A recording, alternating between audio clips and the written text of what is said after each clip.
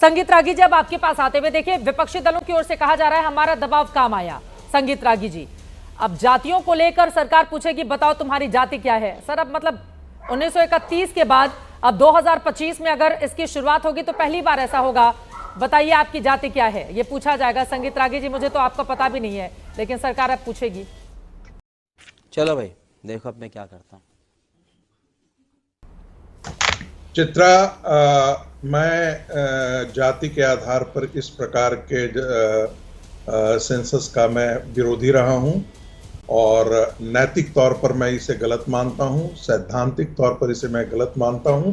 और मैंने Patna high court में केस भी फाइल किया था कि कांग्रेस इस देश को जातीय उन्माद में झोंकना चाहती है और ये पंडित जवाहरलाल नेहरू इसका मतलब सामाजिक न्याय के पुरोधा बिल्कुल ही नहीं थे।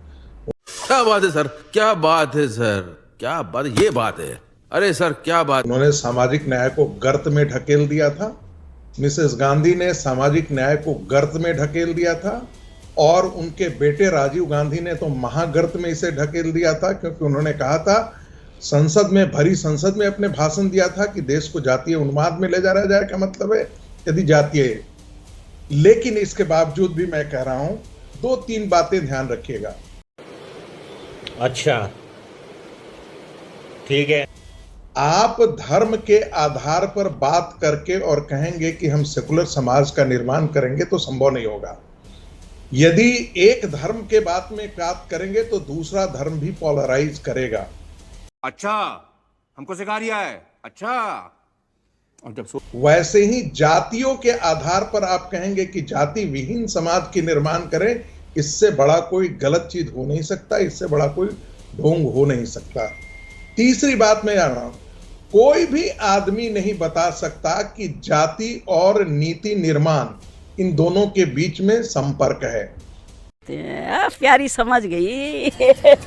चौथी बात मैं फिर जिक्र करना चाहता हूं, कई ऐसी जातियां हैं, पहले तो कि जाति हमारी देश की देन नहीं थी, इन्हें पता ही नहीं है जातीय जो है वो कहां से। हमारे यहां घोड़ों की जाति हुआ करती थी, आम की जाति हुई थी, समझे कि नहीं, सारी चीजों की जाति हुआ करती थी, एक कैटेगरी था वो जिस रूप में आज जाति है। जब पहला सेंसस हुआ था और ये विदेशी आकर के हमारे यहाँ जाति ढूंढ रहे थे, तब उनको कोई कहता था, उनसे पूछता था तो कहता था हमारा बुद्धिज्म है, दूसरा कहता था हमारा सिखिज्म है, तीसरा कहता था कुछ और है।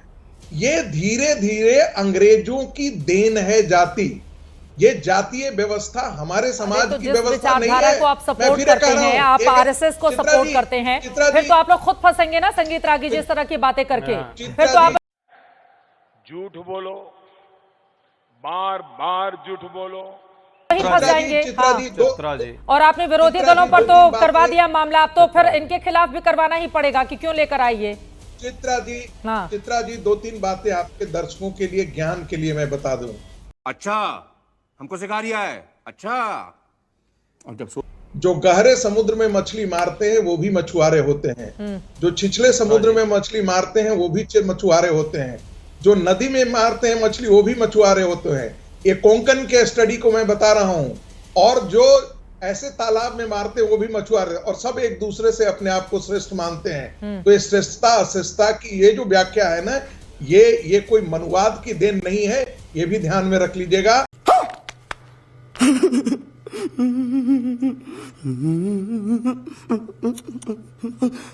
एक बात और जिक्र कर देना चाहता हूं, कई बार होता है ना कि राक्षसी तत्वों के हाथ में पशुपास्त्र न चला जाए, उसको प्रिएम्प्ट करने के लिए हो सकता है नरेंद्र मोदी की सरकार ने इस चीज को लाया है। लेकिन फिर भी मैं मानता हूं, राक्षसी तत्वों को प्रिएम्प्ट करने के लिए हो सकता है कि उन्होंने इस चीज को लाया हो, लेकिन मैं फिर भी मानता हूं कि ये नहीं होना चाहिए था। इस देश में जिसकी जाति की जनगणना का विरोध करते रहे हैं, अब सरकार ने फैसला ले लिया है तो अब आपको उसकी तारीफ करनी ही होगी। ये बताते हुए संगीत रागी जी की राक्षसी प्रवृत्ति के लोगों को रोकने के लिए सरकार का ये फैसला, अब तर्क कुतर्क कितने भी करिए, लेकिन सवाल पूछा जाएगा ना कि ऐसे वक्त पर क्यों फैसला लिया गया, ऐसे वक्त पर क्यों फैसला लिया गया है संगीत रागी जी। मैंने कहा कि राक्षसी तत्वों के हाथ में ये शस्त्र चला जाए। शिव का धनुष जो है ना, हाँ। रावण भी चाहता था और वो परशुराम जी भी चाहते थे। तो ये दिक्कत ये है कि रावण के हाथ में शिव का धनुष जाएगा तो बड़ा उसका ये होगा, बड़ा हाँ, मतलब जो गलत ब्रह्मास्त्र उसका है वो प्रभाव मोदी सरकार ने पड़ेगा। खुद के हाथ में थाम लिया है। चल झूठ